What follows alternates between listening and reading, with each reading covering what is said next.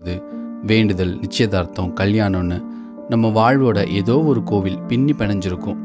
அந்த கோயில்களை எல்லாம் பார்த்த கடைசி தலைமுறை நாம தான் இருப்போம். இன்னும் 50 வருடங்களில் இந்த கோவில்கள் எதுவுமே இருக்காது. அதிர்ச்சியாக இருக்கா? கொஞ்சம் யோசிச்சு பாருங்க. இத்தனை வருடங்களில் புதுசாக வேற ஏதாவது கோயில்கள் உருவாகி பார்த்துருக்கீங்களா?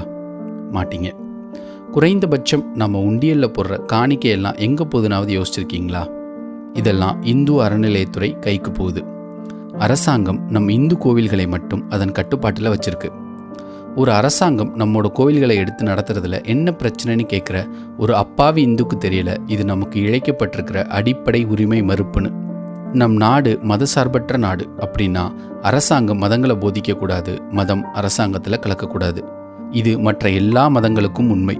எந்த மதத்தோட வழிபாட்டு முறையிலேயோ வழிபாட்டு இடங்களிலேயோ தமிழக அரசு தலையிடலை. ஆனால் இந்து கோயில்களை மட்டும் கைப்பற்றி வச்சிருக்கு. தமிழக அரசு ஏன் இந்து கோயில்களை மட்டும் தன் கட்டுப்பாட்டில் எடுத்துச்சு? ஏன் மற்ற மதங்களோட வழிபாட்டு தலங்களை எடுக்கலை? தமிழக கோயில்களை முதல்ல தன் கட்டுப்பாட்டில் எடுத்தது நம்ம அரசு இல்லை, நம்மை அடிமைப்படுத்த வந்த ஈஸ்ட் இந்தியா கம்பெனி தான். 1817 தமிழக கோயில்களில் உள்ள நகை மற்றும் சொத்துக்களை அபகரிக்க கோயில்களை ஈஸ்ட் இந்தியா கம்பெனி தன் கட்டுப்பாட்டில் எடுத்துச்சு. 1959 ஆண்டு இந்த சட்டம் பல்வேறு மாற்றங்களுடன் இப்போ இருக்கிற இந்து அறநிலையத்துறையாக மாறி கோயில்கள் மேலே தன் ஆதிக்கத்தை செலுத்திக்கிட்டு இருக்கு. இப்படி தமிழக அரசு தன் கட்டுப்பாட்டில் 44,000 கோயில்களை வச்சிருக்கு.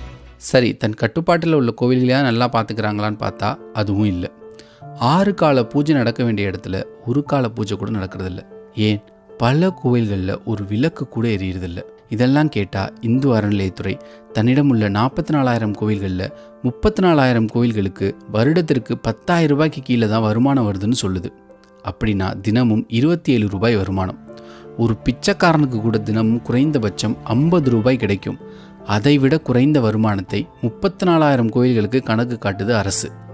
வெளியே செருப்பு போட்டால் டோக்கன் போட்டு காசு கொடுக்கணும். நம்ம தேங்காய் பழம் வாங்கிட்டு போய் அர்ச்சனை பண்ணுறதுக்கு அவங்களுக்கு காசு கொடுத்து அர்ச்சனை டிக்கெட் வாங்கணும். மொட்டை போட காசு, காது குத்த காசு, சிறப்பு தரிசன டிக்கெட்டு, விஐபி பாஸு, உண்டியல் காசுன்னு கோவில் வாசலில் போடுற செருப்புலேருந்து நேர்ந்துக்கிட்டு கொடுக்குற அரிசி பருப்பு வரைக்கும் எல்லாத்துலேயும் காசு பார்த்துட்டு 34,000 கோயிலோட வருமானம் வருஷத்துக்கு 10,000 ரூபாய்க்கு கீழேன்னு சொல்கிறாங்க. நல்ல வேலை பூசலார் தன் உள்ளத்தில் இறைவனுக்கு கோயில் கட்டினார். இல்லைன்னா அதுக்கும் டோக்கனை போட்டு வருமானம் இல்லைன்னு இழுத்து மூடியிருப்பாங்க.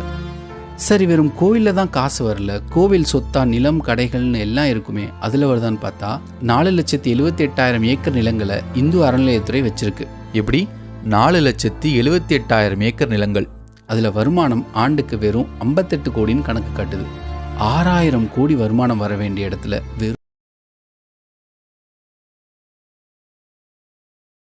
This video is sponsored by BuyMote.